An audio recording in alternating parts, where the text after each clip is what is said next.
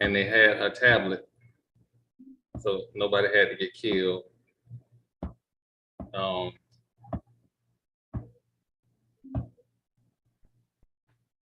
And that was good.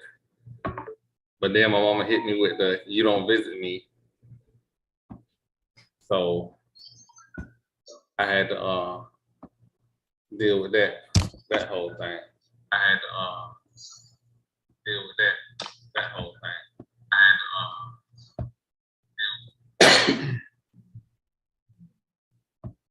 I got you.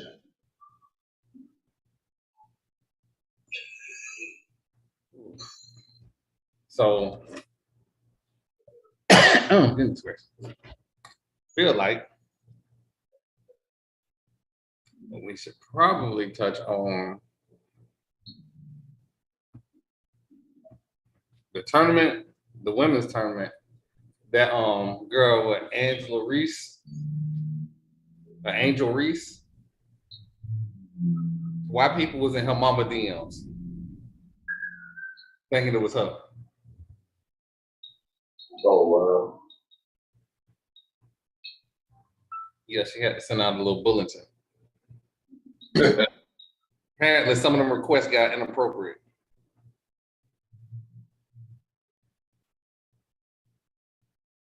What are we doing? What's that?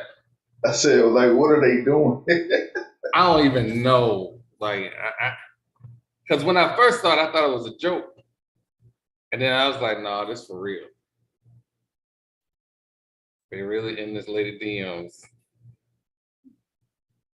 And I mean, the girl's attractive. She is attractive. I give her that. Yeah.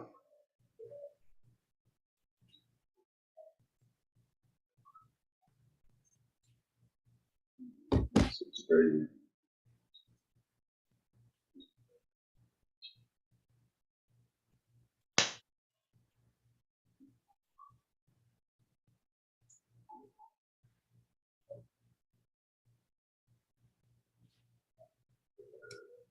Okay, I just got a ride for in the morning for $293.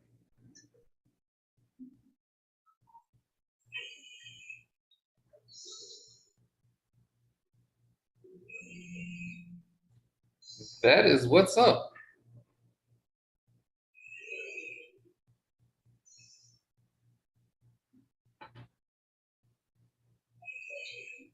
You just got a what for 293?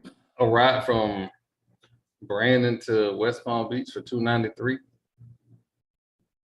A ride for $293? Mm-hmm. So you about to just cut this off? No, it's in the morning. It's in the morning. She was like, well, I guess that's the end of the pod. Right. Then we go ahead and wrap it up. Hey, appreciate y'all for coming. Oh, y'all have a good night. Oh, man. Money calls. Oh, man. Money calls. Oh. Let me hit Marlo real quick.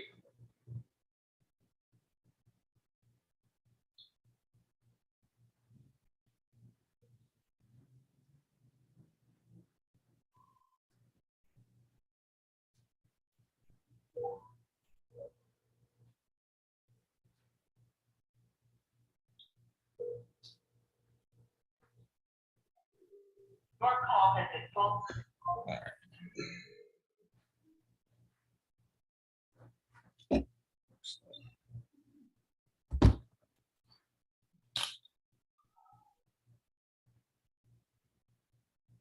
Lightning is, I guess the lightning just, the time just done ran out on the lightning. It be like that sometime. All them years though.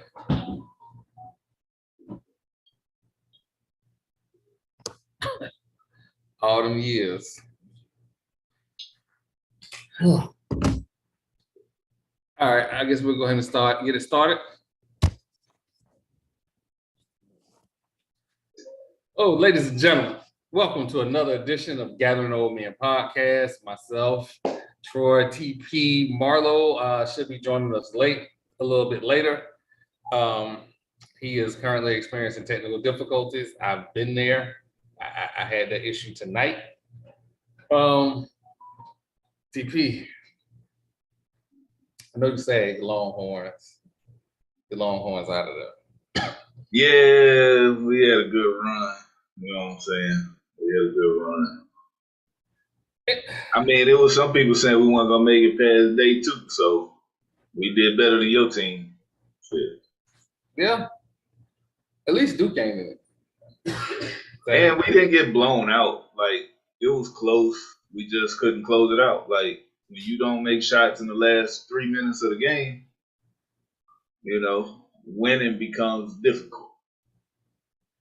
So I don't want nobody to feel like I'm hating. I don't want you to feel that way.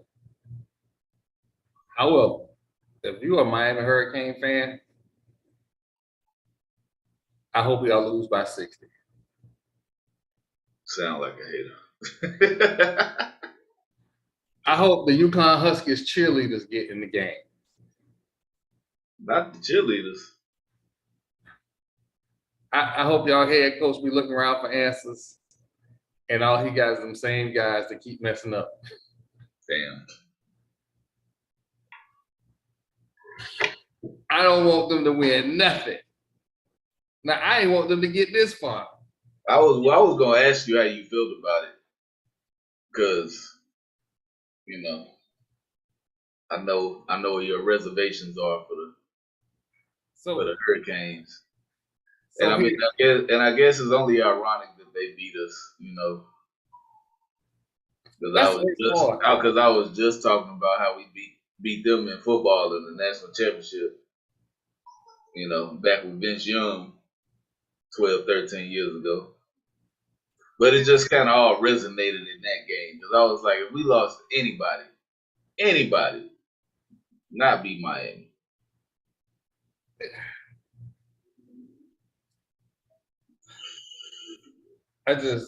What makes it worse is, for some reason, Twitter thinks that I'm a Miami fan, and every time something about Miami come up, the women's going to the Final Four. But I think, well, hold on, the women's going to the Elite Eight. I had to hear about that. Like, I feel like Twitter is like trying to goad me into getting angry. That's what I feel like. They won't like you when you're angry. Listen, if you've seen my Twitter, sometimes I don't pull no punches.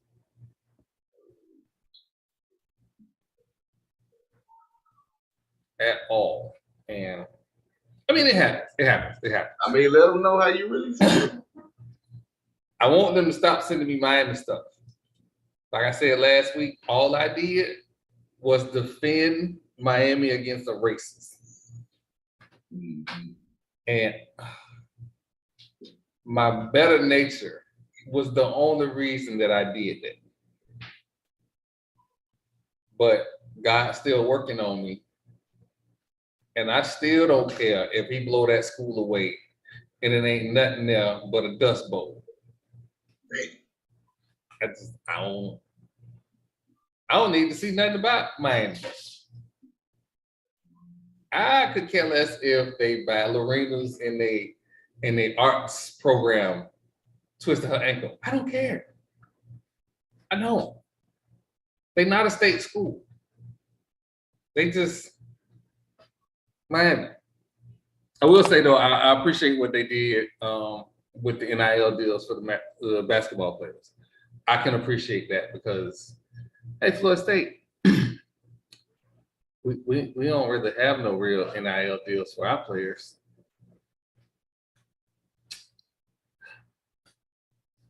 See what I did though? See what I did though? Mm-hmm.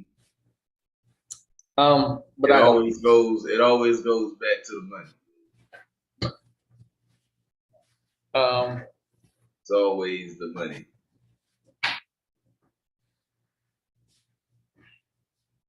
I don't I don't even know really. So I'm gonna tell you how I feel about the Final Four. This is gonna sound weird. I don't really care about the men's Final Four. It ain't nothing to be excited about. That women's Final Four?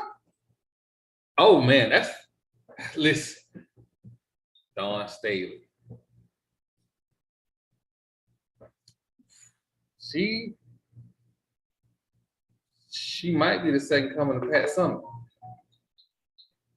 And Second coming?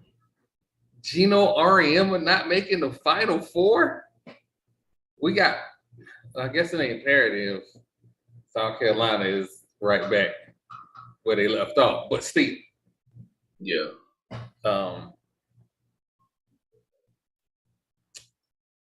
There are interesting stories, and in case y'all missed it, the women's basketball tournament is getting better views than the men. Storylines. Compelling stories. I think we're in a day and age where storylines is what sells. As many storylines as you can draw. What is there to talk about in men's basketball? Hell, most of the teams that's in the Final Four ain't even supposed to be in the Final Four. Might want to see Florida Atlantic. Don't nobody care about San Diego State. Like, you know what? I thought Miami was a football school. Remember what I told y'all when Gonzaga played a team that is actually athletic. That was the end of it. Like can we stop penciling them in to be this great team that they ain't? They're not. Their coach is fundamentally sound. He doesn't put his players in position to where they might lose a game. They have a very safe game plan year in and year out. Drew Timme is not going to be a superstar on anybody's team. And I don't normally take shots at players, but he's going to be, back in the day, he would be a goon. Now he would just, be a big body in the league. It's Drew Timme. Is it time for the random shots? So we got UConn in the Final Four, which we haven't seen in a while. But whatever happened to Kemba Walker? I feel like one day he was balling, and then the next day, what Pimp C say? One day you're here, and then the next day you're gone. Whatever happened to Kemba? He went on a 8-game run to the national championship. That was an amazing run. That his college performance might go down as top 5 all time in that championship season. I'm talking about college basketball performances and actually going and winning, because Kevin Durant he broke records in scoring, but didn't get out the Elite Eight. I get it. It takes a team, but Kemba didn't need a team. He did it himself. That's my random shot of the day. Whatever happened to Kemba. Hey, don't worry. I got both. I'm just waiting for it to come up. Well, and like I said, the aforementioned women's tournament, Iowa are facing off against South Carolina. And Caitlin Clark,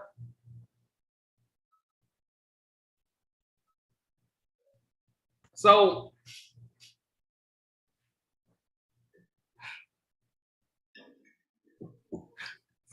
I don't know how to see. I'm trying to be nice, but I'm not gonna be nice. Caitlin Clark plays in the Big Ten. And she is shooting the lights out in the Big Ten against players that have less athleticism than her, who are not long and athletic. South Carolina got a men's basketball team. They're going to defend you 94 feet.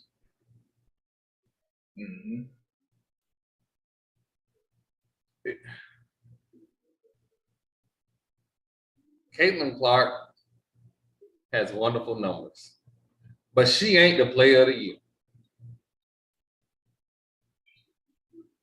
Miss Boston been balling for the last 3 years. In the last 2 years, they in the champ. They basically I ain't gonna say that. They're in the Final Four. Yeah. That speaks volumes. This game gonna get physical. In itself, yeah. It's gonna get physical. And I'm gonna say this: midway through the second quarter, that game gonna be over. That game gonna be over. Dawn Staley came to kill, steal, and destroy. And then she gonna pat you on your back at the end of the game and say, y'all try real hard. Try again next year.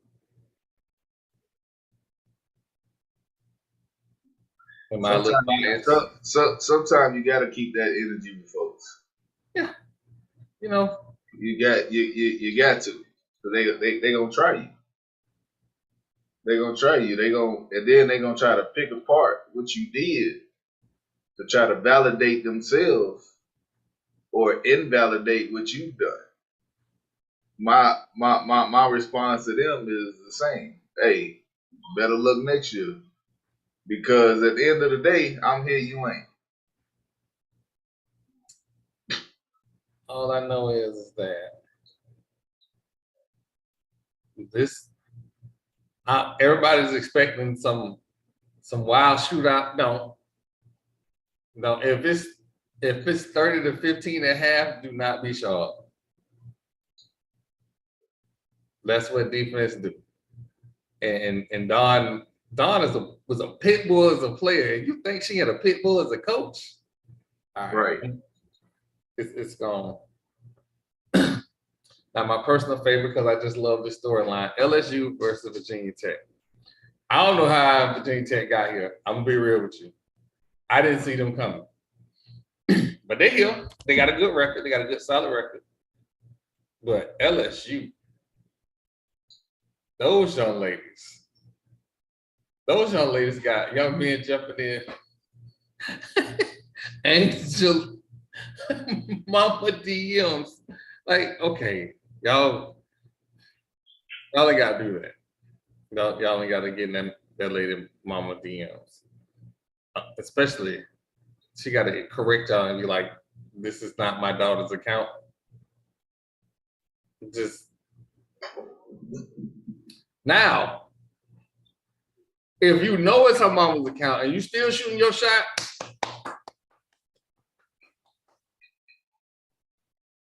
I ain't gonna tell you why. Just go to a mama account, you'll understand.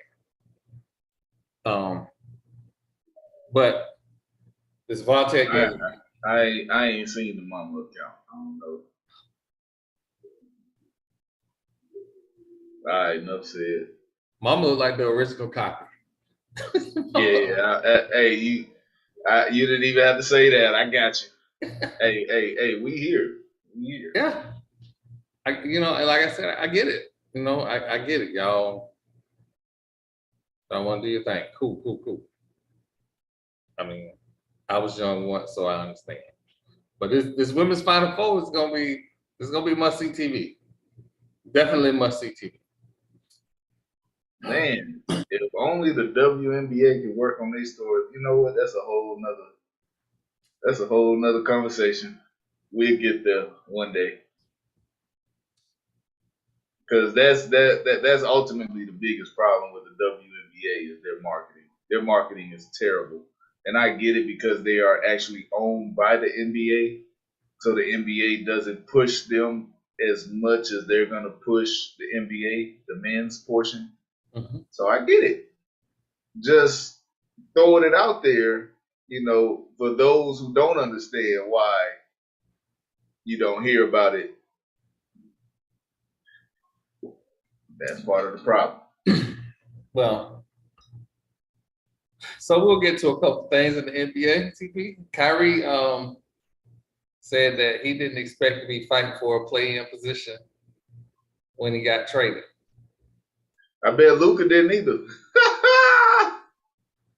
I don't know why not. Neither one of them play defense.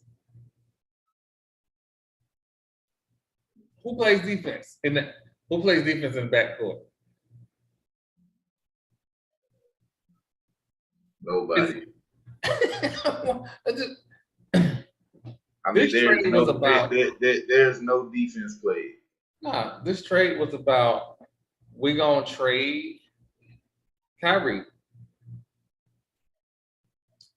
And when we trade Kyrie, the whole purpose of that trade was to get him somewhere he didn't want to be. And they did that. Mm-hmm. Meanwhile, Ben Simmons is on the shelf again for the season. Why? Why is he? Why are people still believing in him? Well, so he has 2 years. Same reason Dallas Cowboy fans still believe in Dak Prescott. So we just taking shots at Dallas for no reason, just shooting Dak in the face. All right, but he's been in the league 7 years now? Yeah. And 3 of those years, he basically ain't played and still got paid.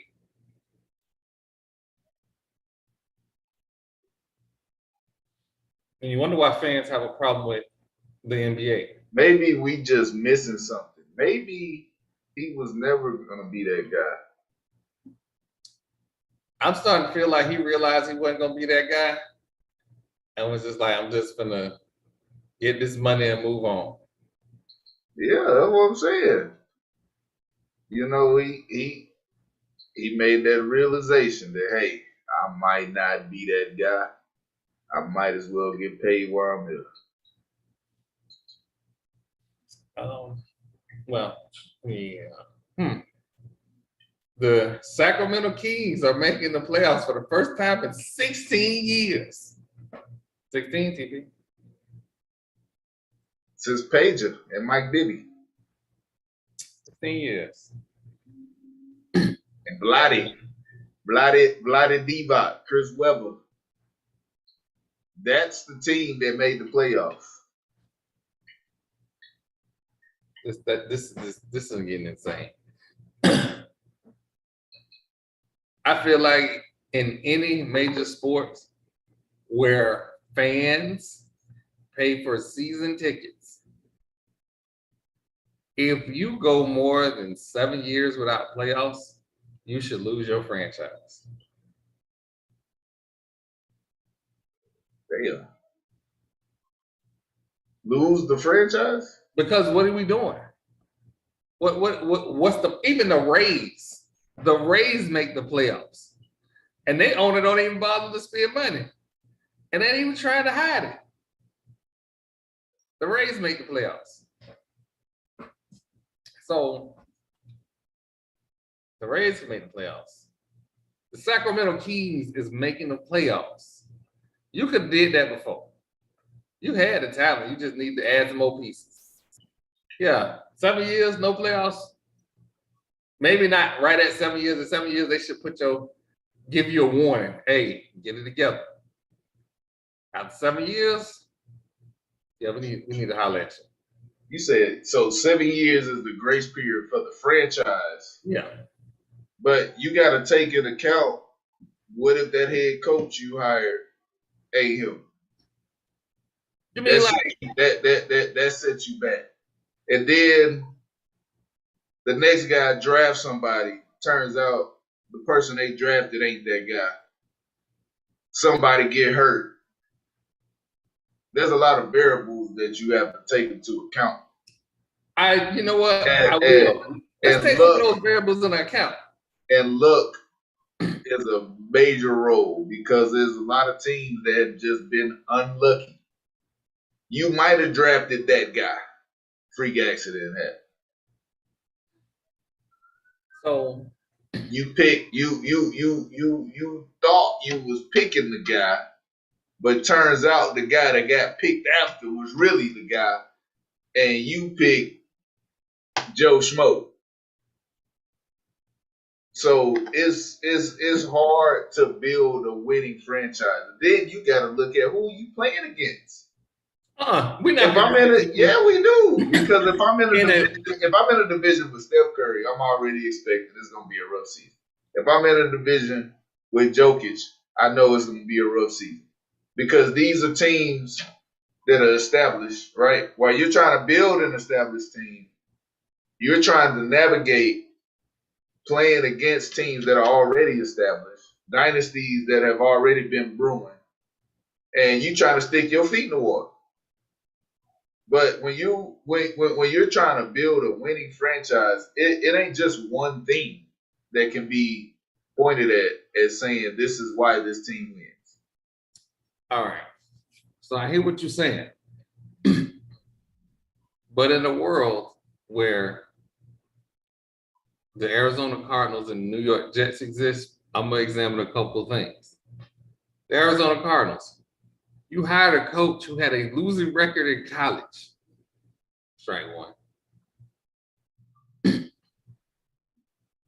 You overpaid for players when you could have a destination city. But it's okay. We'll let that one go. You think Arizona is a destination? Oh, it's warm. I'm thinking warm climate over cold. Phoenix. Have you ever been to Phoenix? Yes, but not like in any type of hot climate, like when it was cool, not when it was hot. It's never cool, so I lived there for 4 years. It wasn't. I could literally see the stadium from my balcony. I was that close. I was right across the freeway from it. But okay, so we're not Phoenix is a nice city. Don't get me wrong. I actually really loved it there. But to call it a destination city, I would never travel there just because I wanted to go travel somewhere. That's not a place that's ever on my destination list. I love living there, yes. But as far as that's where I want to go travel to, nah. It was 120 degrees during the day and 105 at night. And this is no exaggeration. The ground held the heat through the night. It wouldn't break under 100 until 3, 4 in the morning. It's still, you go to the club, you come out at 2, it's over 100 degrees. You about to die. You better been drinking water. Okay, all right. So, while you throwing them martinis and sexes on the beach bat, you better drink some water with that. You gonna have a rough time. We'll put that. All right, we'll put that to the side. Then you draft first round draft picks back-to-back years. Quarterbacks. You don't even give the first one a chance to develop. You get rid of the head coach. You bring in a new coach who ain't never won. I mean, is this not the organization trying to figure something out? Clearly, when they brought in a winning coach, Dennis Green from Minnesota, he didn't win. So the coach they bring in drafts Josh Rosen. He didn't win. So we get him out of here. But the Cardinals have been to a Super Bowl in the modern day era. One of the players that played in that Super Bowl just retired last year. So they're not so far removed that you can't say, oh, they have such a long track record of losing. Tell you one thing, the last Cowboy been in a Super Bowl. Show me the last Cowboy been in a Super Bowl. Okay. They old as hell. Then we have to examine the New York Jets. The New York Jets have historically not been good in the postseason. Historically. Historically. So recently, I'm taking recently off the list, right? You can take recently off with the Jets. They have historically been bad in the postseason. if they made it to the postseason. Because even when they did have a team with Vinny Testaverde those years, Chad Pennington, they still found a way to lose in the playoffs. And that's my point. But they're trying to build a winning franchise. Like they try. You can look at teams and be like, oh, they not even fucking trying. Like, come on. But you can't say that about the Jets. They've been unlucky. Geno Smith is playing now how he should have played when he played for the Jets. But he didn't have no receivers. He didn't have no receivers back then. No running game. So then they bring in this young guy who couldn't hold a stick to Geno, but because he got a strong arm, he got drafted early. And the Jets win because they had put other pieces around. If Geno Smith had the pieces that Zach Wilson had, Geno goes to the playoffs, probably wins a game. You see what I'm saying? It's the timing and the luck of the draw. Because you never know when the pieces are going to fall together. But unless you're actually trying to build towards that, you'll never get there. There are teams that are just not doing that. I would love the NFL. Well, I would love all sports teams. Parity would be great.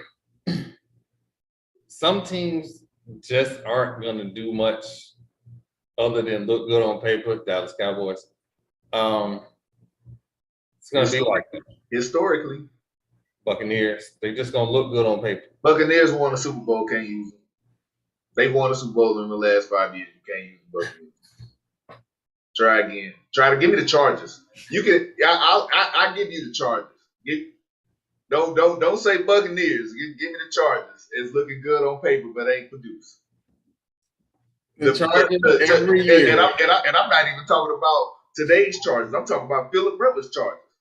LaDainian Tomlinson Chargers. Where was my Super Bowl appearance with those guys? Supposed to be Hall of Famers. But I ain't sniff the Lombardi. They don't even know what the Lombardi trophy looked like. It could come off and hit them in the head, and Phillip Rivers wouldn't know what the hell it was. Because they was never close. But they were trying though, right? No, I don't feel like the Chargers put enough around Phillip Rivers. If this supposed to be your guy, it's gonna get interesting. But I think his career was doomed from the beginning anyway. Whenever you're traded for the guy, that's because they believe that you're not the guy. So you're gonna live your whole life with that monkey on your back. And he just could never get it off. You know who got it off? Eli with 2 rings. Eli to go.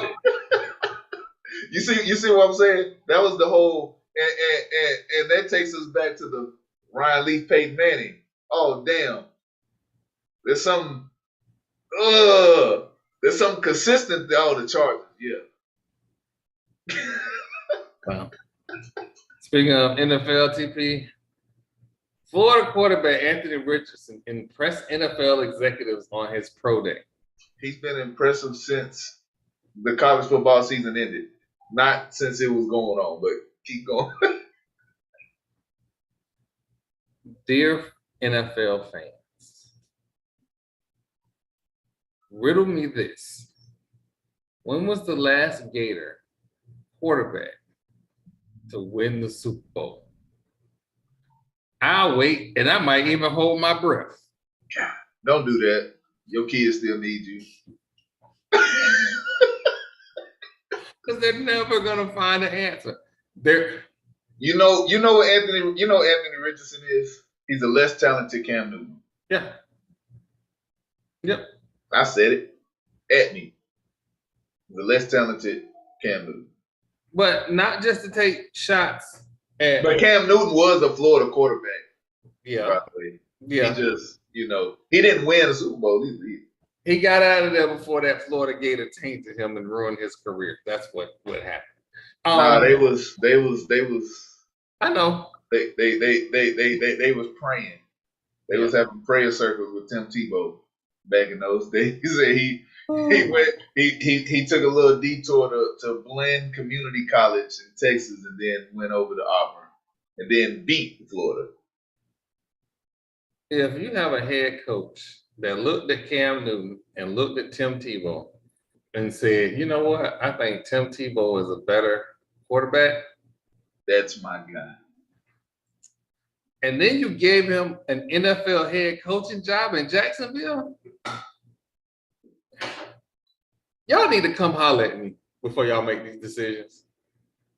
Just sit down with me for 2 minutes. I'm just going to ask a few logical questions. And if that's your guy, that's my guy. That's my guy. But I guarantee you, after I ask you a few logical questions, that's not going to be your guy. Hey, maybe Cam wasn't polished back in those days. Maybe he wasn't that guy. Maybe they felt like they had a better chance of winning. I'm just trying to throw. TP. Not a Gator fan, don't like nothing about a Gator. But you take my 6-year-old to throw passes to Percy Harvin and they're going to make it to the national championship. I'm just saying. But is he going to jump pass when they think he's running the ball? They ain't going to do that. Tim Tebow was that's the jump pass. So, like at Florida State, we didn't have to have gimmicks to throw touchdown passes. We just dropped back and throw touchdown passes. That's what we did at Florida State. But I digress. Hey, LSU fans, how y'all doing? Y'all don't like me today? Remember Jamarcus Russell? Y'all got The man that drafted Jamarcus Russell should stub his toe 3 times a day and twice on Sunday. Don't worry about it. He already got his when he got fired. Don't even fret. One of the worst busts in NFL history. I was trying to. He might go down as the biggest bust because his upside, they had him rated higher than any quarterback that had came out in the previous 20 years. Yeah. So, a lot of people, they're like, well, what do you expect? He was a strong arm quarterback and this and that. But no, y'all didn't hear the grades they gave him prior to the draft. And then for him to get drafted, number one, the richest number one contract in history, the reason that there is a rule on it now, and to play as poorly as he did, and not only play poorly, but decisions off the field were horrible as well. It was literally the worst situation for a franchise ever. My number one quarterback sucks and smokes weed. It ain't nothing we can do. Who was his offensive coordinator? I don't even remember. Monty Kiffin? I don't know. Nope. Jimbo Fisher. That's terrible. Nick Saban was the head coach. But that's y'all go. That's y'all go. Give it a world rock. Terrible. Oh. But I don't want to leave out Will Levis because if I'm going to talk about Florida quarterbacks. I'm trying to think of the last Kentucky quarterback that did something in the Super Bowl era. The last Kentucky quarterback I ever heard of even being decent was that fat guy, Lorenzo. Jared Lorenzen. That's the last Kentucky quarterback I ever even gave 2 thoughts about. And he could scoot a little bit. He could scoot. Fat boy rolling down the hill. Coach, I can't tackle him. Tackle the shoestrings. But he was the definition of if I stood on top of this hill and pushed the basketball down and let it roll, what would happen? That was him. You just go. Oh, God. What did I just enter? Marlo, do you remember that fat quarterback that played for Kentucky that got drafted by the Giants? He was Eli's backup for years. I do. That guy, Jerry Lorenzen. We talking about cute Kentucky quarterbacks. When the last time you heard of one? That's the last one I heard of. They knew he wasn't gonna play, so why not draft him? Hey, Fat Boy was good holding that clipboard and bringing the donuts and coffee to the meetings. They knew he was going to make sure the donuts was fresh. Wow. No, listen. The defensive coordinator on the other team said, listen, y'all better not hit Eli hard. Because if you do, and that dude come in the game, your career is in your own hands. I don't want no parts of this. Wow. And I can call him Fat Boy. He was 280 pounds at quarterback. He was fat. There was no hiding it. He had a gut and everything. We're not talking about how Troy calls Zion Tubby, because he's not fat. He's just swole. Like, Zion is all muscle, but Troy likes to call him fat for some reason. Sorry, muscle weighs more than fat. Jerry Lorenzen was fat. That was fat. That was Austin Powers get in my belly fat. That shit is funny. And I don't know on what level y'all. I missed a lot. I'm sorry. I'm sorry for my tardiness. Wi-Fi sucks where I was. But damn. I come in on Teletubby Swole Brother. This was Tubby before Tubby. But I'm just saying, like, nobody can name me a Kentucky quarterback that like did anything in the NFL. Never. Well, in Kentucky defense, when was Kentucky a football school? It's not. It's not. That's just my question. Like, you can't set expectations on them being them people, and they ain't never been them people. Let me ask y'all a question. Quarterback versus system quarterback. How do we determine if a player is or isn't just a system guy? Because that was the knock on Patrick Mahomes. He went to Texas Tech, and he was thought to be a system guy. How do we determine? Like what test? So, because just film ain't gonna show you everything. Absolutely. So in Patrick Mahomes' defense, that went way back to Mike Leach. Like, everybody just assumed that if a quarterback played at Texas Tech after Mike Leach, all they was doing was chucking it and letting the wide receivers run. So that went back to there, but it's no. I don't agree to that, because Patrick Mahomes had a skill set at Texas Tech that when their defense gave up 40, 50 points, he scored 60. That was the norm. Cliff Kingsbury still has the record. And when he was coaching Patrick Mahomes, he was doing that with the idea that this is what I did in college. But how many of Patrick Mahomes' receivers are in the league? From that Texas Tech team, none. No, this is my point.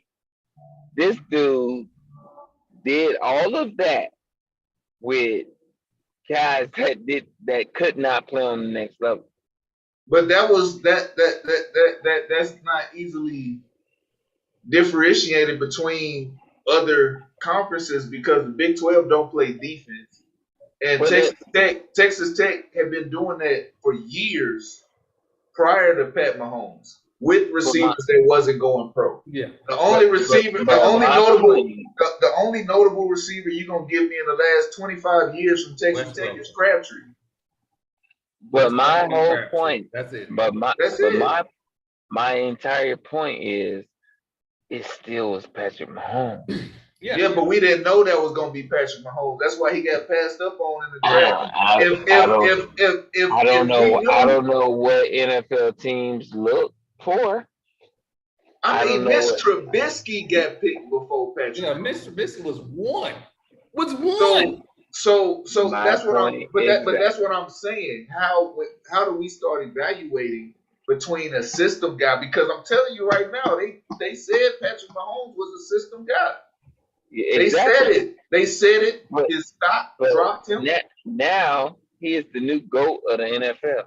Exactly. So how he went from being the arm and legs of Texas Tech to where he is now isn't a far travel. He always had an arm. He's always been able to throw guys open. His style has not changed since he was at Texas Tech.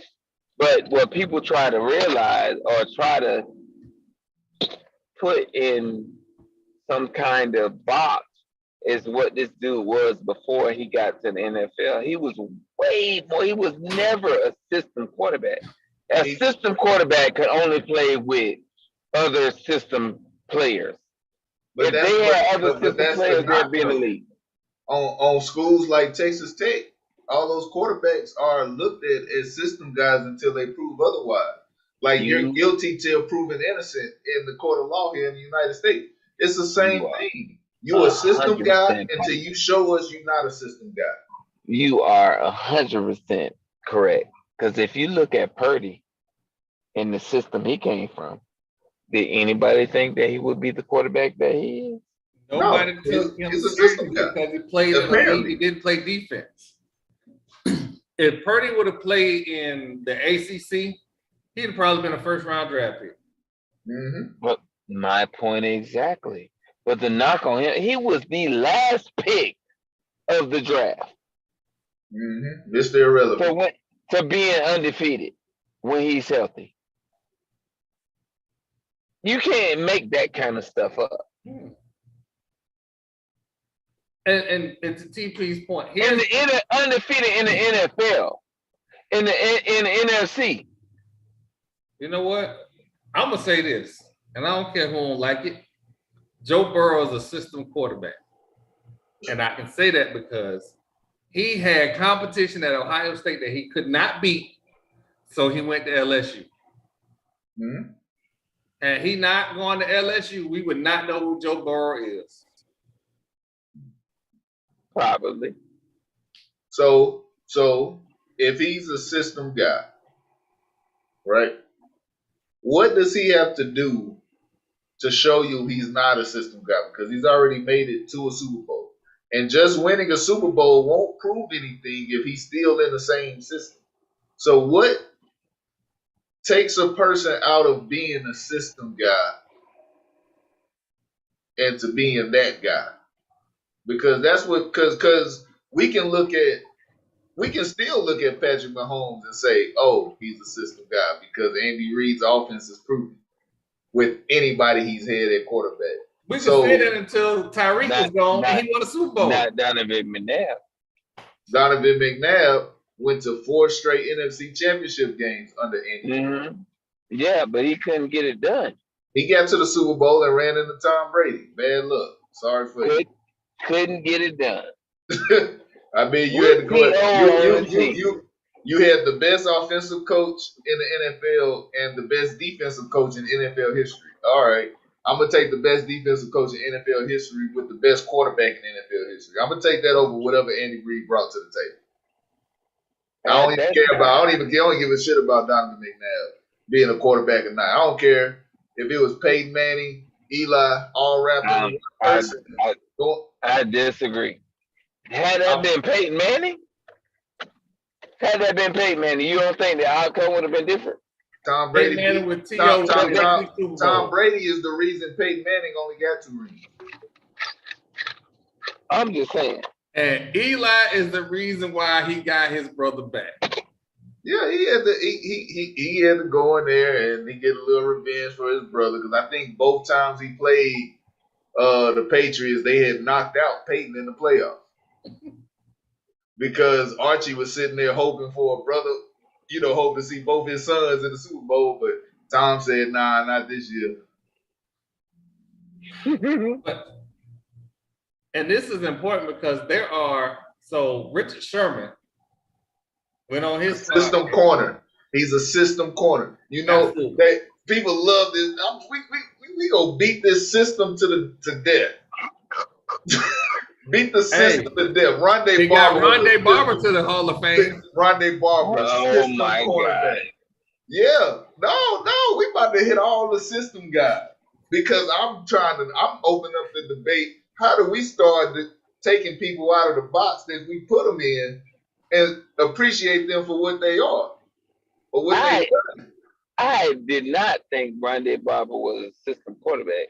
Had he been in a different outfit? You didn't think that because you're a Buccaneers fan. I can tell you that 90% of people believe Rondé Barber was a system corner and that he had not have been successful in anybody else's defense besides Tony Dungy and Monty Kiffin. But to say how and why? Because he was successful in the system that he played in. Who's to say that he wouldn't have been successful in a different system? Exactly. Everybody that burned him. What are we talking about here? I was a Bucs fan when he was getting toasted. Let's not do that. Act like he wasn't getting toasted. You act like he got toasted every week. No, because he was playing in the slot blitzing. Oh, here we go. Oh my God. Here we go. I can't come. Hey, just like Richard Sherman wasn't shadowing the other team's best receiver, so exactly he can't be considered a lockdown corner.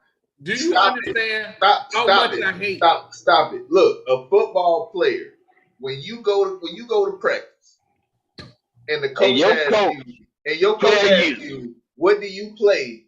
You tell him football, and then you do whatever your coach tells you to do, and you do it to the best of your ability. So how do we differentiate between dogs and just a guy? The killer instinct. Killer instinct. So you saying Rondé Barber wasn't?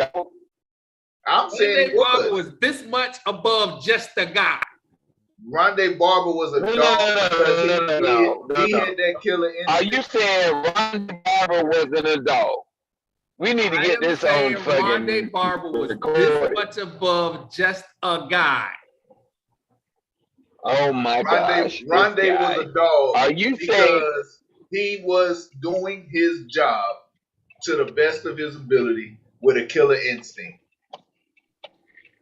He made plays. He made the Pro Bowl. He has hardware. Hold on.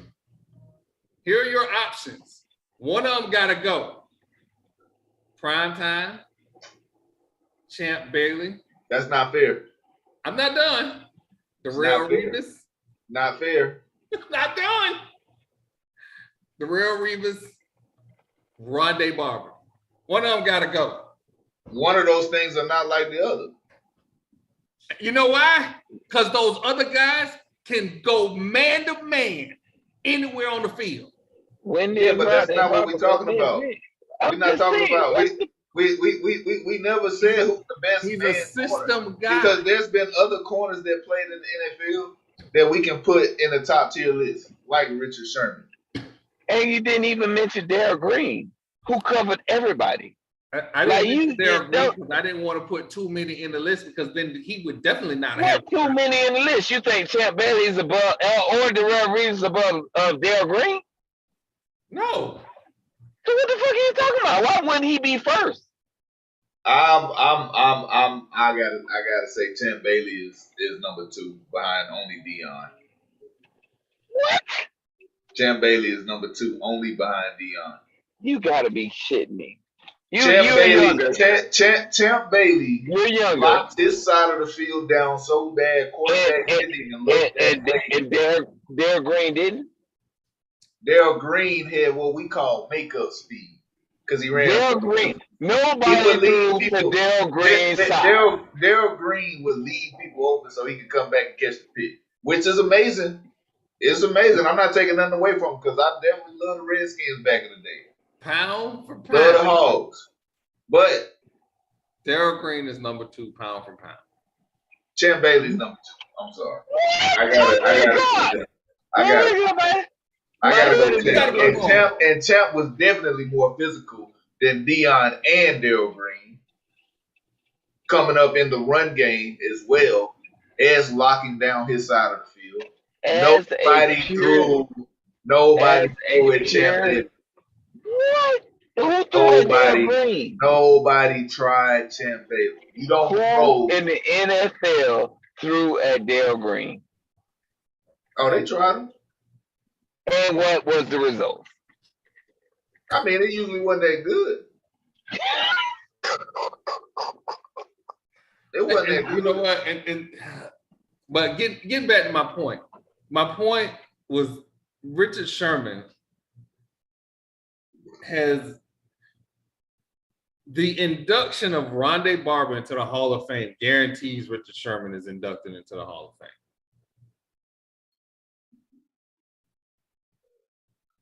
Fame. You think that? Yeah. But if you take out the stats, the cover two, what happened there? What's your point? Cover 2 skills, the cover 2 numbers are similar. The difference between Rondé and him is just Richard Sherman didn't blitz. That's the only difference. Richard Sherman took his side of the field, did what he did. When it was not a 3 wide receiver set, Rondé Barber did the same thing. Cover 2, you throw it in the flat, I'm gonna get it. If you throw it a little bit behind me, I'm probably gonna get toasted. If you isolate me, I'm in trouble. Here we go. That's kind of the thing. But I mean, what is the hate you have for Rondé Barber? It is not hate. Like, you need to understand something. Because Troy is notorious for putting people in boxes. Oh wow. He's notorious for that. Marlo, am I lying? The hate is Marlo, am I lying? Am I lying? No. He will put you in a box. Not at all. Pack you up. Send you off. This is your label. Deal with it. But no, I can't just accept that. That's what I'm saying. Where do we start drawing the line between talking about guys that are just system guys and appreciate the fact that they can actually play? Because there's a lot of people that we can say, oh, they were only good in this system, but they only played in that system. They were really good. They a system guy, but we ain't see him in another system. Where do we draw the line, folks? Fact. Where do we draw the line? I think it's so right now. These are very pointed questions because we have a huge contract extension that is just hanging out there in the netherworld. Let me say this: Lamar Jackson friends, Francis. Take his fucking phone away from him. I don't agree with that. He is tweeting shit he should not be tweeting, Marlo. I don't agree with that. Take his phone. If it's not the truth, then he shouldn't be tweeting it. But if it's the truth, what's wrong with him telling the truth? TP, I'm finna kill this right now. You can't handle the truth. TP, I'm finna kill this right now. So, Marlo. You can't handle the truth. I've been known to put a post on Facebook every now and then that you wanted me to take down, correct? You have. And you did that because you were my friend and you didn't want me to harm myself in the long run by statements I made, correct? But we're not comparing apples to apples. That statement is not comparing apples to apples. Hey, no, you gotta take that down. Because we talking about baby mamas, and there's that's your reality. But if Lamar Jackson says and expresses his grievance about an organization that has literally have not been honest and forthcoming with their negotiations, why wouldn't he want to say something about it? That's just like if you was trying to get your money from a organization and you have done everything this organization has asked you to do, and then some, and you get hurt or injured, and your organization wants you to play, even though they haven't paid you for your set skills, while every other quarterback that has not won an MVP has gotten paid. What? I don't even know what we're talking about. So everybody, Like, really, I don't know what we're talking about. Are we talking about an organization that has basically told Lamar Jackson, your contract is here. This is what we owe you. You can't go nowhere. Or him taking full onus of his own destiny and saying, I'm not playing for y'all because y'all negotiate in bad faith. so it's some layers to this. So there's one layer that I agree with you that the organization has royally screwed over Lamar Jackson. He should have been extended, and it would have been cheaper if they would extend it one he won the 2 years MVP. ago. 2 years ago. That's one. Two, Richard Sherman said cornerback that I don't like, brought up a very good point. When Kirk Cousins got his guaranteed contract and nobody else followed suit to get a fully guaranteed contract, this is, by the way, after I had said that Prescott need to call up Kirk Cousins and do what he did. He did it 1 year. Dallas Cowboys said, we're not doing that. And they extended him properly. Every quarterback after Kirk Cousins should have been like, we need a fully guaranteed contract. But this is the NFL. And these NFL players do not understand fully what a union means. They do not understand what union brothers are. They always hollering about, I go into battle with my brothers in arms. But when it comes time to start talking about money, the first thing they holler about is, don't worry about my money. Motherfuckers, their money is your money. You collectively bargain for pieces of the pie. If one quarterback gets a fully guaranteed contract, going forward, that sets the standard. Deshaun Watson's contract was not the outlier. Kirk Cousins was the first.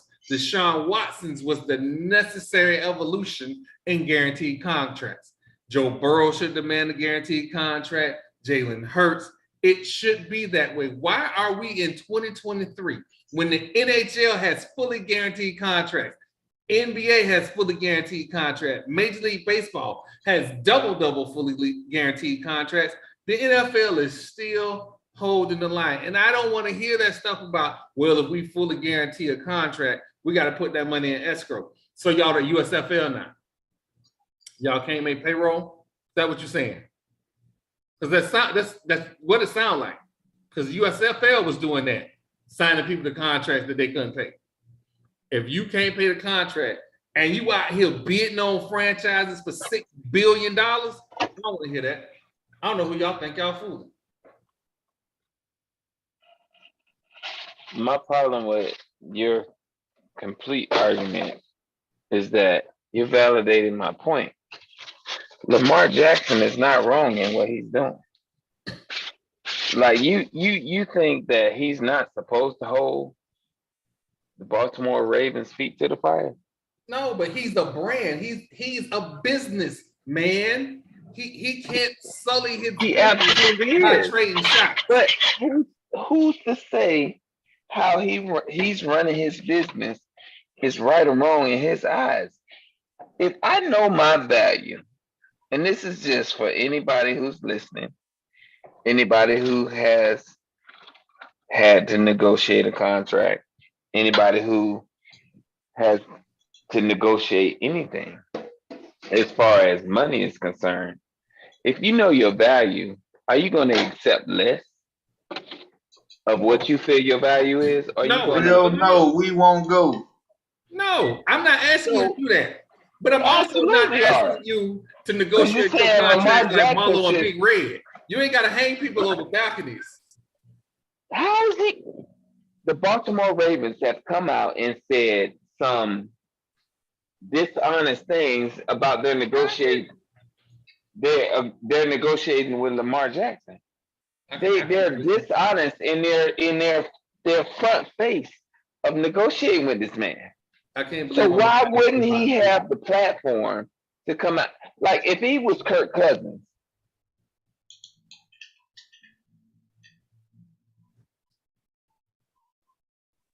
Did we lose Marlo? Would we be talking about this? Because Kirk Cousins has the complexion for the connection. Like I don't know of no. Daniel Jones just got a huge contract from the Giants. $84 million. Apparently, he's not a system guy. Is Lamar Jackson is the system guy. I would put Lamar in any system in the NFL. If you put Lamar Jackson in San Francisco, they win 4 straight Super Bowls. If you put Lamar Jackson in any competitive, He's not going to Tampa, Marlo. Let it go. Let's just go ahead and just let it go. Why? You already got Baker. Really? I couldn't help myself. TP. Really? You already got Baker. That's how you feeling? Y'all got Jimmy Garoppolo at your squad, homie. How many seasons he finished? I will admit I have done Jimmy a disservice because I don't necessarily want him on my team. Jimmy has been to a Super Bowl, a playoff series. He beat the man twice. How many seasons has he finished?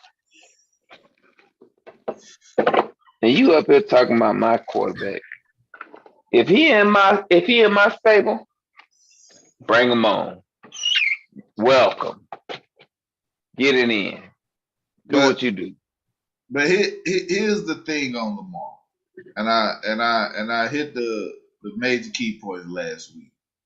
You know, he's a guy that you have to build around while giving away your future, right? Supposedly, you have to build around him. So they put this label as a system guy on him, which is unfair because if you've ever seen him play, then you would understand that he's an actual football player. You can put him in any system and he'll be successful. But he's not being awarded that opportunity because he's been labeled as a system guy. And teams aren't looking to build around a person they have to give up their future to get. And that's what we're at. Let's be honest. That's where we're at.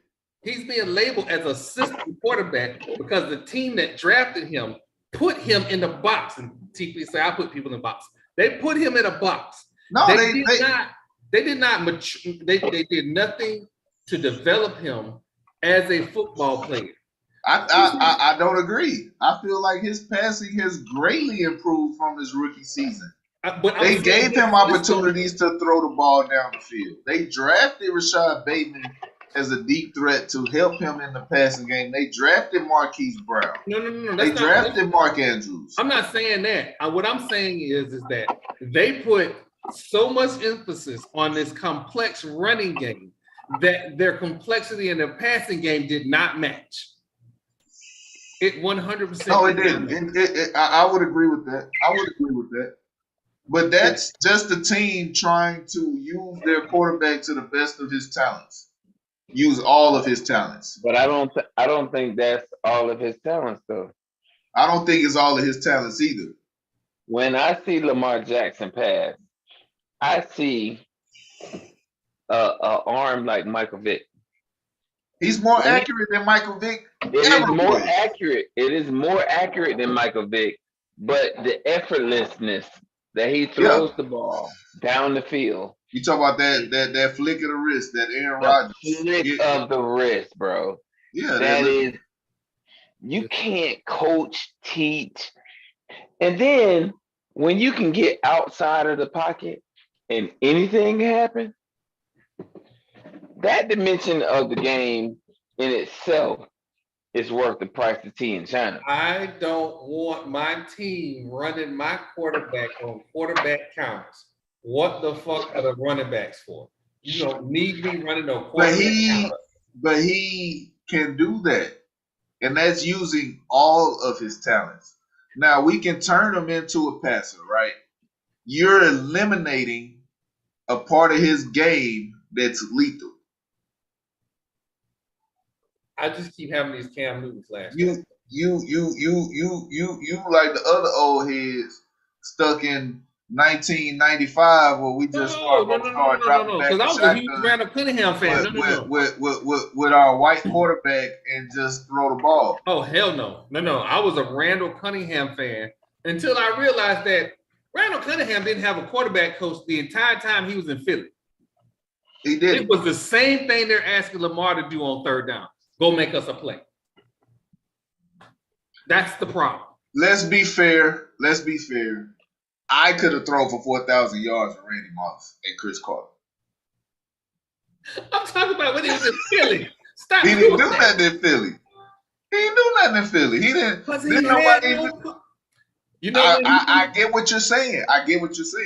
But when he went to Minnesota, yeah. Give me Randy Moss and Carter Teeth and Tarter. I'm about to throw for 4,000, 35 touchdowns, because I'm just letting it go. Hey, 84 one-on-one, I'm putting it up there. I don't care who's over there. Remember Darrelle Revis? Y'all would have put him on top of the box. But I tell you what, Randy Moss was shitting on that box every time he saw it. I did not put the Darrelle Revis on top of the box. A lot of people do. A lot of people do. Mm-mm. They put Revis. They put Revis in that top 3 category. They put him in that top 3. No. Whether you got Dion, Darrell, and Champ, or Dion, Darrell, and Revis, that's they like to put him up there. But Randy Moss ate his lunch every time he saw him. I want people to go do research on Aeneas Williams. Aeneas Williams played on the Cardinals. I know. And they weren't good. Nobody will ever talk about Aeneas. He will never get the respect he was due. Because he was a great player. He was on that Cardinals team with Jake Plummer. Enough said. I didn't know who Aeneas Williams was until him and Michael Irvin got into a little shoving match. And then I looked up and realized that Michael Irvin had like 2 catches for like 35 yards. I went, oh, it's for real. Them green eyes is for real. Okay. Yeah, he got her right up in your shit. Yeah. He was a jam corner. So we got man corners, and then you got corners that's gonna get up and press your shit. You know who else was a press your shit type of corner? Chris McAllister. Ooh. He was. We man. got to start talking about the guys that don't get appreciated enough. Maybe because they was on a team that was too good, or they was on a team that was too bad. But we don't appreciate certain players. But if you take their individual game and you move them around, they stick out more. If Ken Riley didn't have to play Jerry Rice in the Super Bowl, he might got a ring.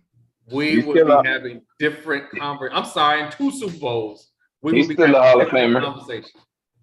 He is. He's a regular Hall of Famer. Hey, here's an unpopular opinion. If Jerry Rice never played for the 49ers, John Taylor's a Hall of Famer. I'll agree with that. He got a touchdown catch in the Super Bowl. He got a game-winning catch in the Super Bowl. He was dynamic, but Jerry Rice was Jerry Rice. You know what I'm saying? You take certain players, they play either in the wrong era or on the wrong team. Can we tell the truth about the 49ers? Can we tell the truth that they was the first team that got caught circumventing the salary cap? And then you look at their Super Bowls and you realize that they've been cheating for a long time. I mean, they brought in Larry Allen. They paid Dion. Charles Haley wasn't cheap. Ronnie Lott wasn't cheap. Hell, Tom Rathman was getting paid. What the fuck you mean? Can you imagine being Arizona Cardinals going, I know they ain't got enough money. I got a question. The Barlow was throwing cheese around. That's all I'm going to say. the Barlow family was throwing cheese around. I got a question. Yeah. As we talk about Hall of Famers, what team wouldn't Rondé Barber be a starting corner on? What are you talking about in his era? None of them. He would have been a starter on every single team. In his era. Really? In the year 2001, 2002, Rondé Barber would have started on all 30 NFL teams. So he wouldn't have started on the Steelers because the Steelers was not playing cover 2. He would have started on. He would have been the best corner on that team. Dallas was a cover 2 squad. He would have started on every team. Dude, he would not have started as a really cover 2 corner in. He was not a man-to-man corner. So off the bat, the Steelers is out the question. They weren't a cover 2 team at that. Every team has a slot corner. You mean a third corner? Yeah, he can be third corner anywhere. I know. That's considered a starter. Absolutely. So if you're saying yes, if he's the number number 3, yes. There wasn't a team. There wasn't a team in the NFL that had 3 corners better than Rondé Barber. That is what I'm saying. I'll agree with that. His versatility in the slot makes him a Swiss Army knife.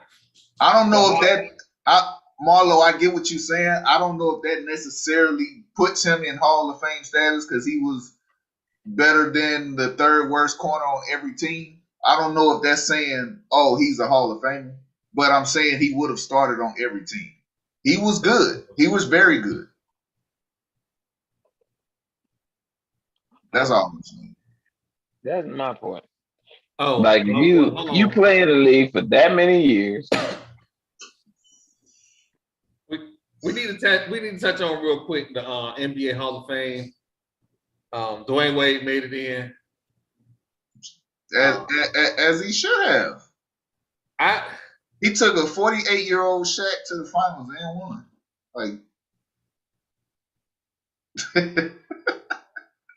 Shaq wasn't 48, by the way. That's an exaggeration. So being funny. Here's my thing with Dwayne Wade. Dwayne Wade worked his ass off. Dwayne Wade was before all this positionless basketball, we had something called tweeners. Dwayne Wade was a tweener. He wasn't a point guard. He wasn't really tall enough to be a prototypical shooting guard, but he worked his ass off. He wasn't even heavily recruited out of high school. No. He went to Marquette. And he left Marquette because he was having a kid. And he came back. His story is yeoman's work. Whether you agree with what's going on with him. And I want to say this. I appreciate the fact that he won a championship before LeBron came.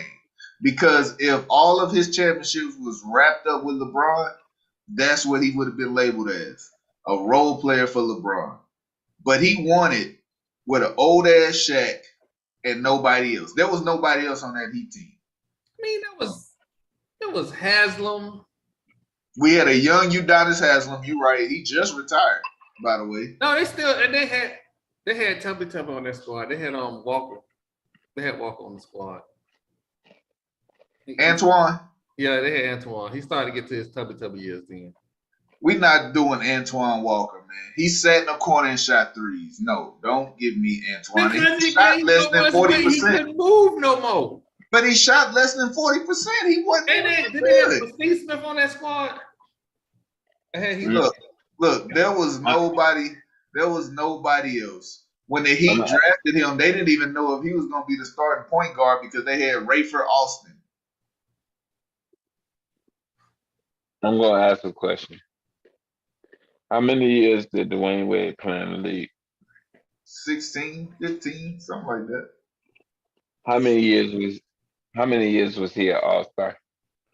Probably Like 12, 13 of them.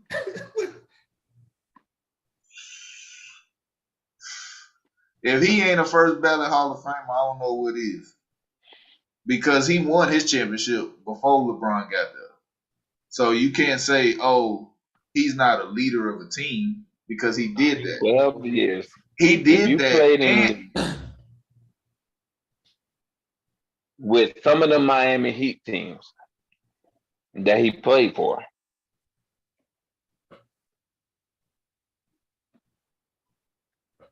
What are you saying?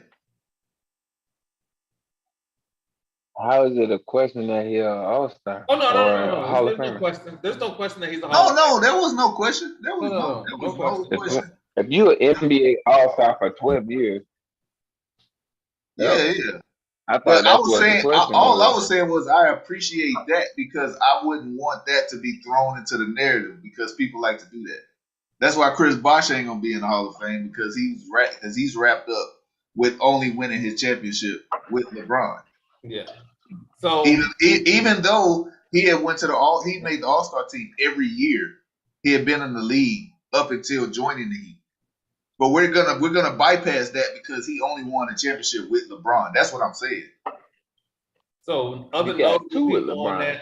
that on that Hall of Fame list, Paul Gasol, Dirk Nowitzki, Greg Popovich, Becky Hammond, and Tony Parker. It's a good list. It's an incredible class. I ain't got no problem with nobody on that list. I don't see any name on that list that shouldn't be on that list. Greg Popovich should have been on the list. He should have been a Hall of Fame coach while still coaching. Yeah. And Greg is angling to get him a 7-foot shooting guard from France. Mm-hmm. They are tanking their so. Oh, it's bad. It's bad. But Dirk Nowitzki being on that list, super fair. Yeah, super fair. He changed the game. There would be no Jokic, no Kristaps Porzingis. There'll be none of those guys. Now Dirk opened doors and changed. Look, his turnaround jumper was so dirty. Shooting guards start stealing it. When you a 2 guard and you start stealing the turnaround of a big man, that big man must be special. I'm gonna tell y'all about Dirk Nowitzki. Dirk Nowitzki, It's a cold white boy. Significant other was not in the Caucasus Mountains of Eastern Europe. We had to get back. Dirk Nowitzki had been black a whole lot longer than people. Why? Because he was coming to work with a plate from home? In a paper bag. In aluminum foil in a paper bag. So because he was humble, he black now. All right. I see what the criteria is. Hey, he wasn't. His significant other was African American. It still is. So he got a plate at the cookout. Oh yeah. Oh yeah, no, Dirk can come to the cookout. Dirk can come to the cookout and Dirk can definitely come to the cookout, man. Yeah. Oh God. Oh man. Again, fans, I know we're running over. I apologize. A couple things we do need to get to before we get out of here.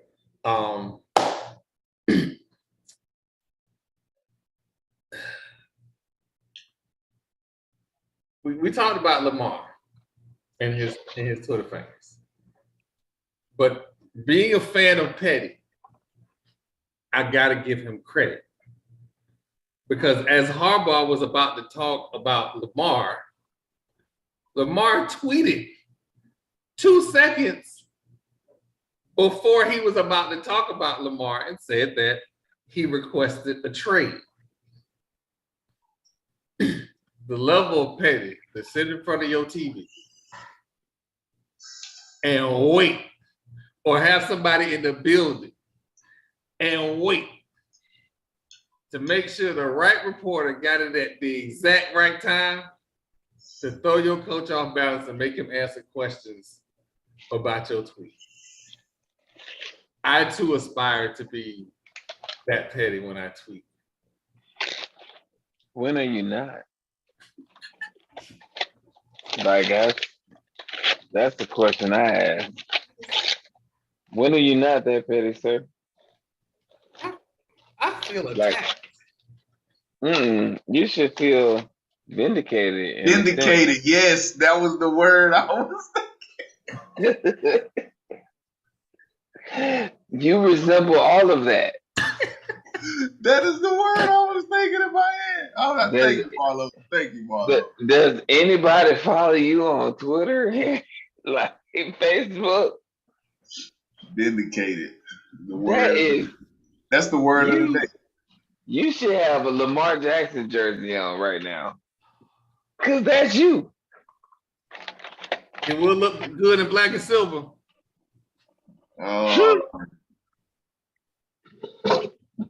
What you squint for, TP? He look good in black and silver. Don't do that. The Bucks don't have no black and silver uniform. What y'all listen? So what y'all gonna do with Baker if you get Lamar?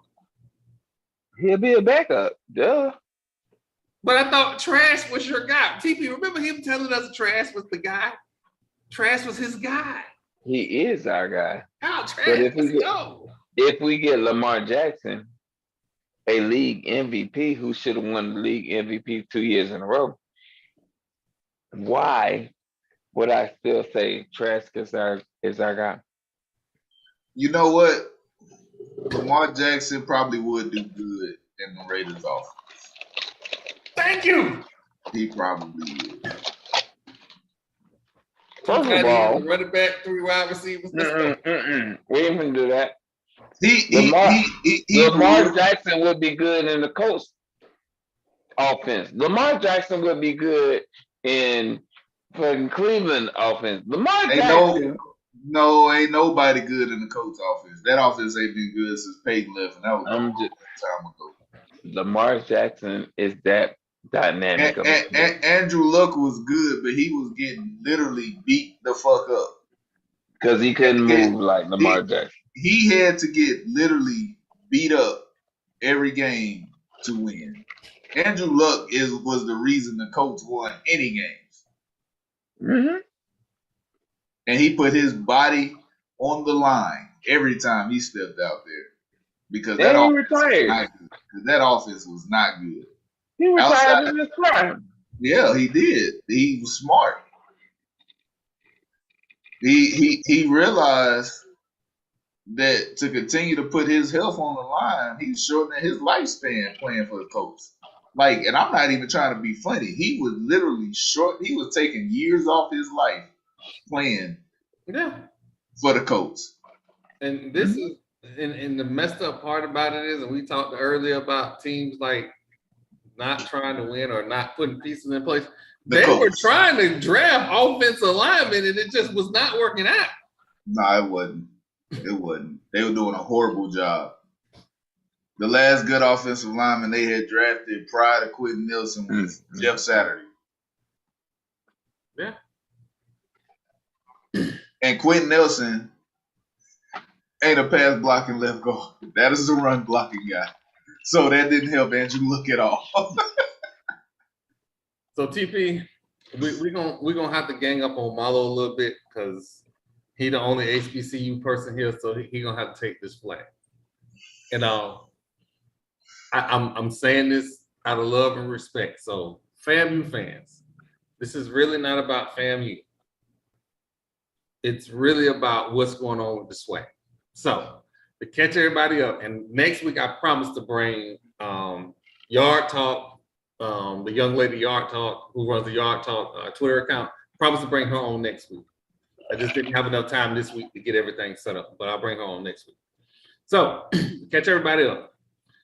The SWAC has bylaws, and the SWAC did one of the coolest moves 2 years ago, and they brought FAMU and BCC into the SWAC, which essentially made them the greatest HBCU conference in the history of the world.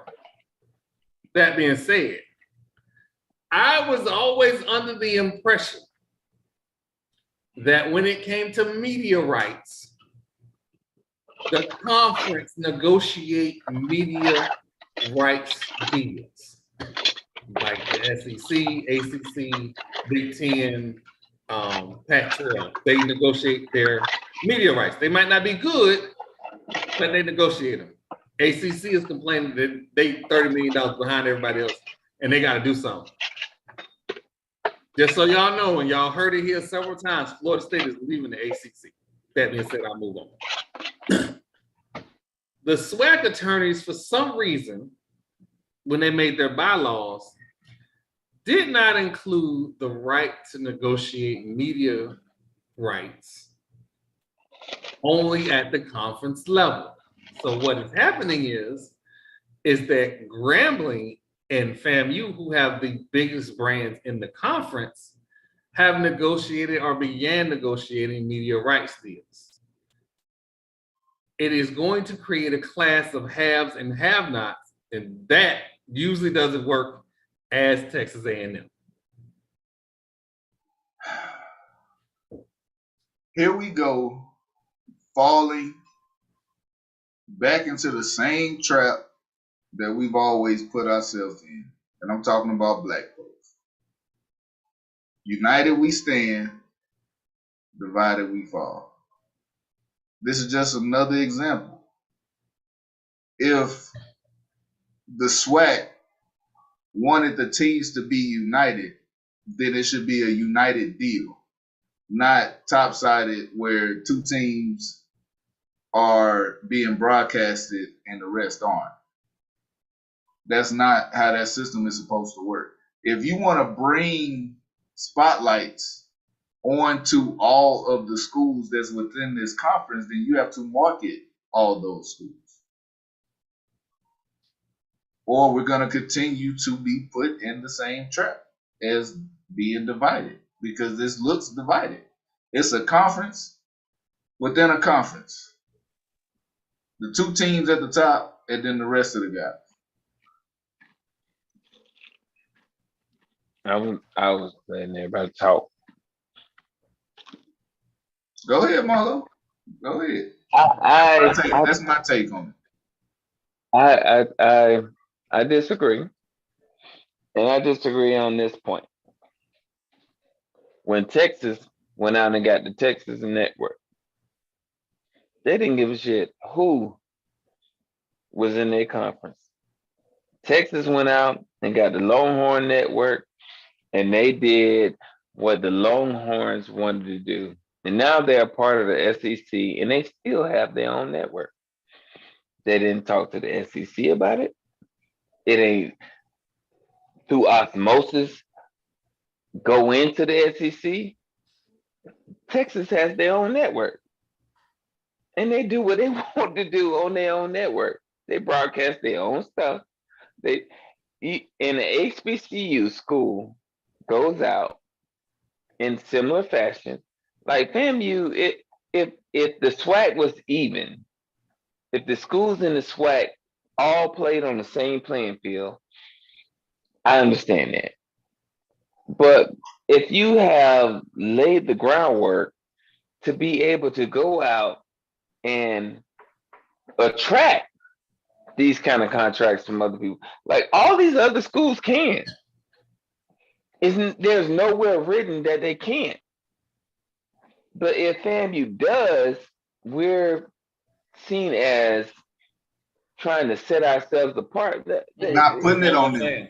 That's not what I'm not putting it on them. I'm putting it on. It's on the conference level. I'm putting it on the conference. I'm not putting it on the individual school But because even look at it like this, Marlo. If me and you worked at the same place, right, and you would want the place to market both of us, but if you got the opportunity to go make some extra money, you ain't gonna go make it. I tell you, I'm gonna go make that money. You know what I'm saying? If it's there, I'm gonna go get it. But the thing is, the conference ain't doing enough. The individual schools, yeah, go get your contracts, go get your money. And even like we put a lot of emphasis on Texas. Texas wasn't the only one. BYU has their own network. What did Notre they Dame. do? They were independent though. Notre Dame. No, they were in Mountain West or whatever. They were in Mountain West. They independent now. And they was like, you know what, we out. I think they Big Ten now. I think they went to the Big Ten. But Notre Dame had a contract with NBC. They've had a contract with NBC since NBC opened up 90 years ago. Yeah. Because Notre Dame was always a top tier, very prestigious school. But we're talking about small HBCU schools that a lot of people outside of the black community ain't never even heard of. But and some people within the black community ain't heard of. FAMU isn't that small, no-name school. I didn't say they was. Yeah, I'm not talking about issue. them. I'm not talking about them. I'm talking about the other teams in the SWAC. We're doing this wrong, TP. Let me say it this way. You bring FAMU into the SWAC to raise the level of the SWAC. If there isn't a unified media deal, you're not raising the level of the SWAC. You're just bringing in FAMU into the SWAC. That's all you're doing. Right. There is no benefit. Why? Prairie View A&M or not Prairie View A&M. Southern is getting no benefit of FAMU being in the conference. Why not? None. Because you have your, let's be honest, FAMU's brand is way bigger than Southern's brand. Absolutely. His brand is way bigger than Southern's brand. But what I'm trying to get you to realize is all tides raises all ships. Not in this case. It absolutely is. Who will FAMU be playing in these televised games? But it can't just be them. That's just like when Florida State played Duke on Jefferson. But here's the thing: if y'all was in another conference but still playing one of those, couple of those teams, they're still on y'all media deal. Yeah, that's not them getting paid from it. What we're saying is the conference needs to have something in place for the smaller schools because we know what FAMU is bringing to the table. They've been doing it. It ain't their fault. Keep doing what you're doing. Keep doing what you're doing. But the conference itself has to step their game up. So you're saying when in as the example of having Texas went to the SEC. So the SEC should share in Texas media deal. No. SEC's media deal. Before they got to the SEC, when they were in the Big 12, when Texas was in the Big 12, Iowa State wasn't benefiting from the Longhorn Network. Well, nobody benefited from the Longhorn Network. That's why A&M left. They left because the SEC does more to market their teams. So now we're looking at why would I move to the SWAC if the SWAC don't take care of the SWAC? SWAC take care of the top two. Or the top two take care of themselves. The top two take care of themselves and the SWAC just sit back and not do nothing. That's what we saying. Because Texas going to the SEC ain't hurting the SEC. The SEC is already established. And the SEC is going to market every team within there because they have their deals in place. Texas has a little extra on the side. Now, if the SWAC did the same thing and marketed everybody, FAMU would still have the extra on the side. You know what? This will change Marlo's mind. Marlo, what game is bigger? BCC and FAMU or Grambling and Southern?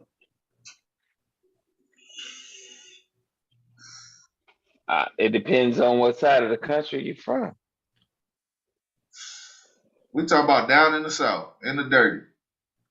If I have to go to Baton Rouge over to New Orleans to see Southern and Grambling, or if I'm in Orlando and I can go around the corner and see FAMU and BCU as an alumni, I'm gonna pick that game all day. Outside of being alumni, what is the bigger game?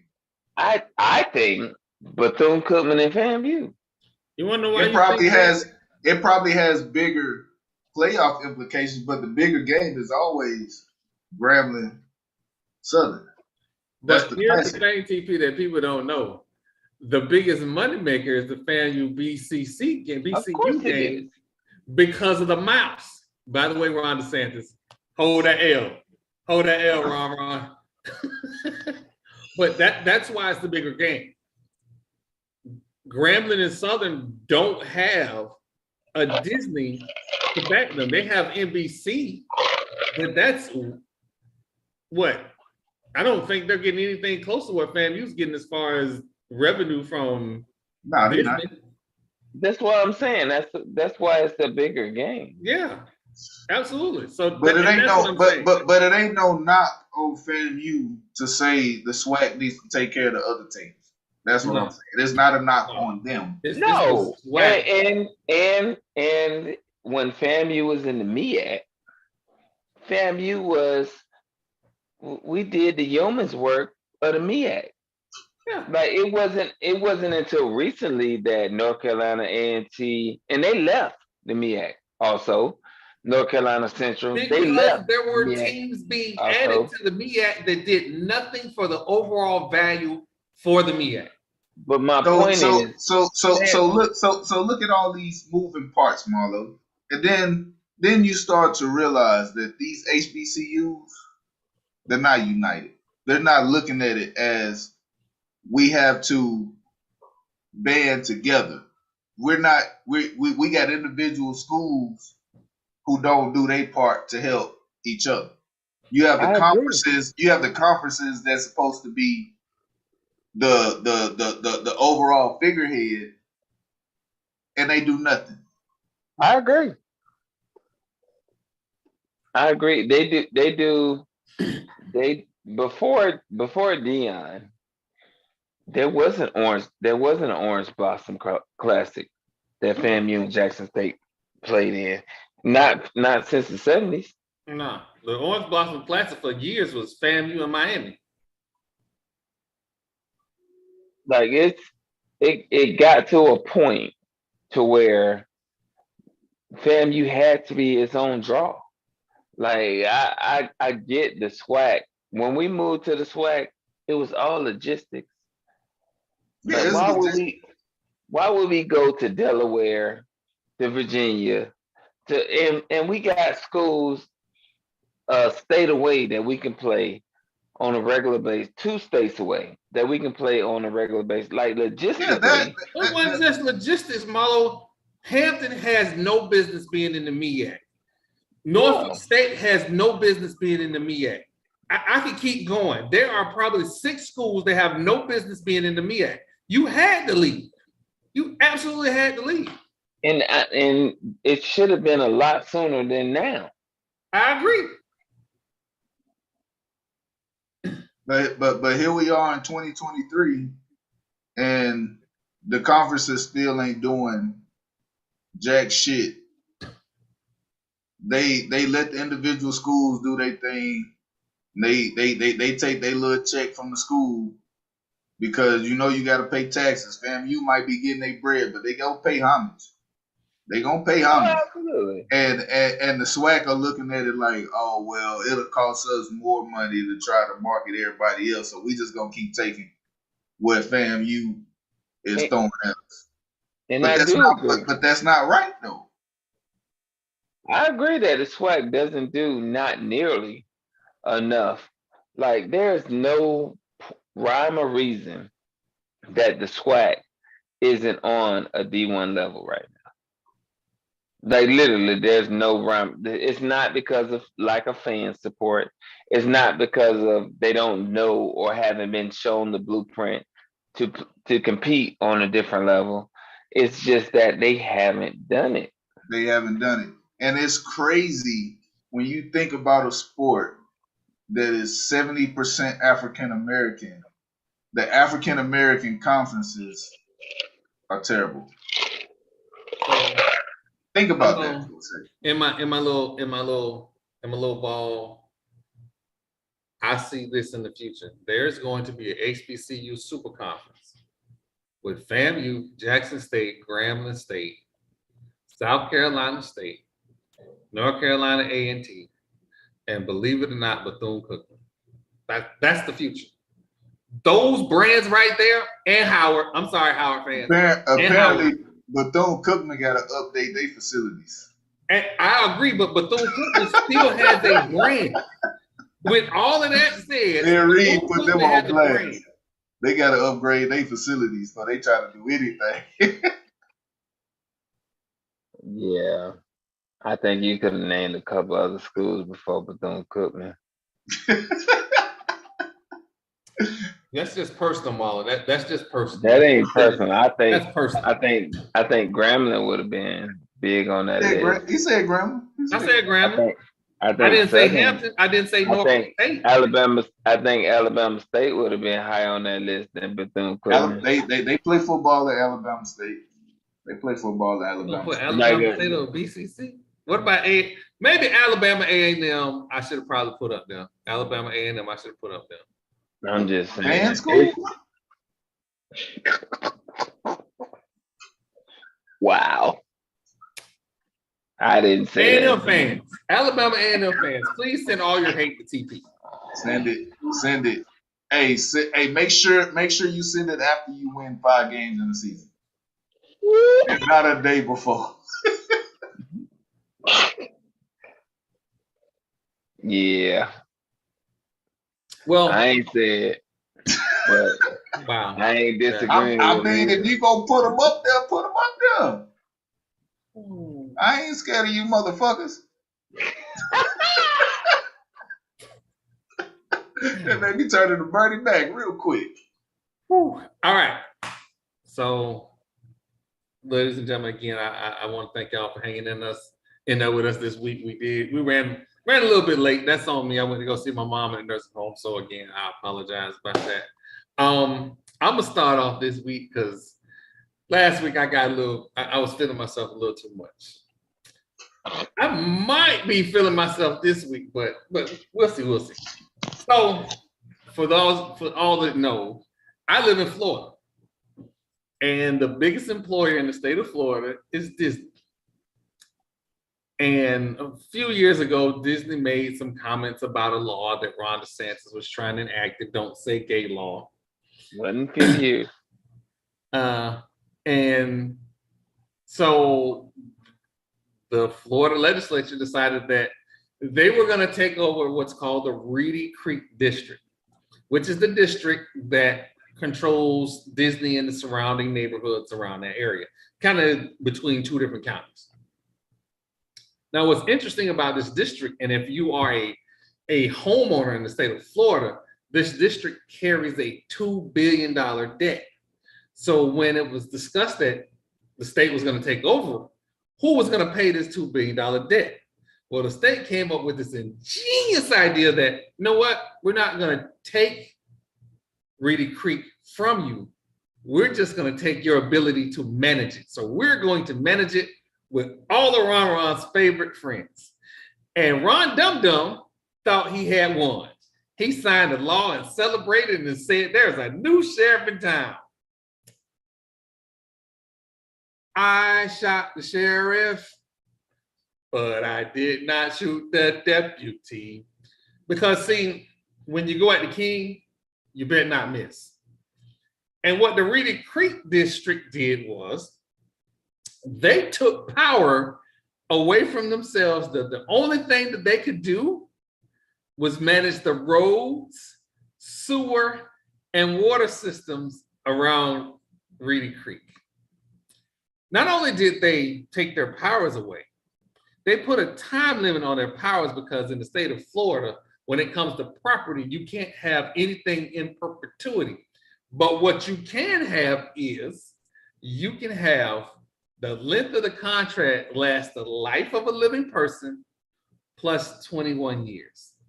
So what Reedy Creek did was they said that this contract is binding for the length of King Charles III and his youngest living descendant, who is a 3-year-old. Let that sink in for a minute.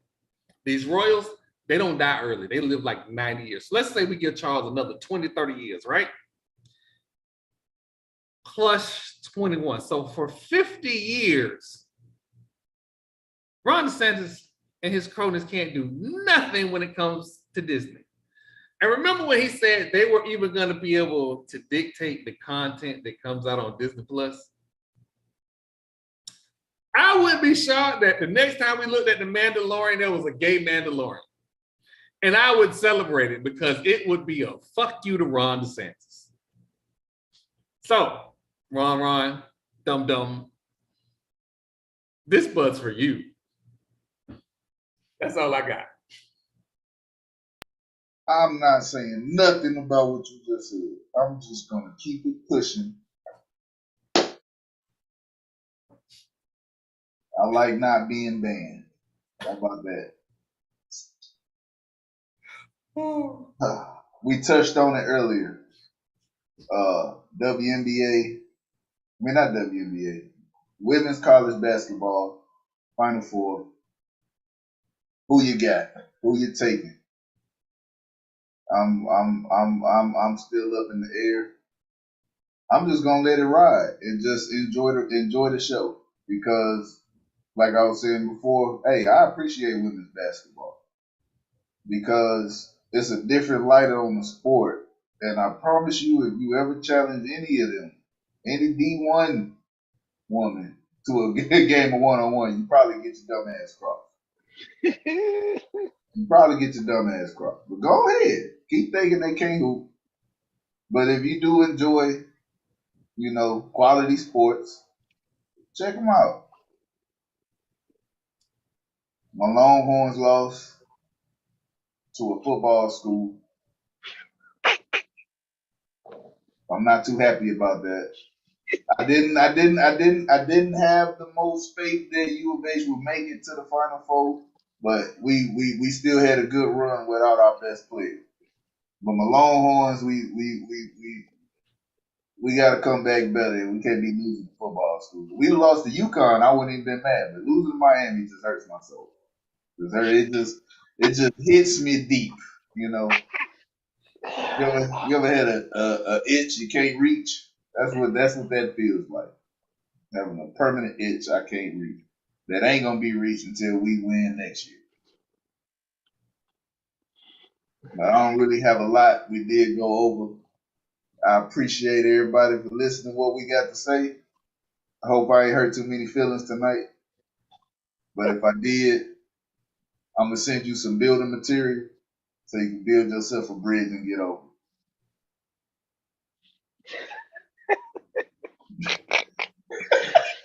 That shit was funny. All right, I'm gonna keep sticks and mortar. I don't know. Marlo, the contractor, he can help you out.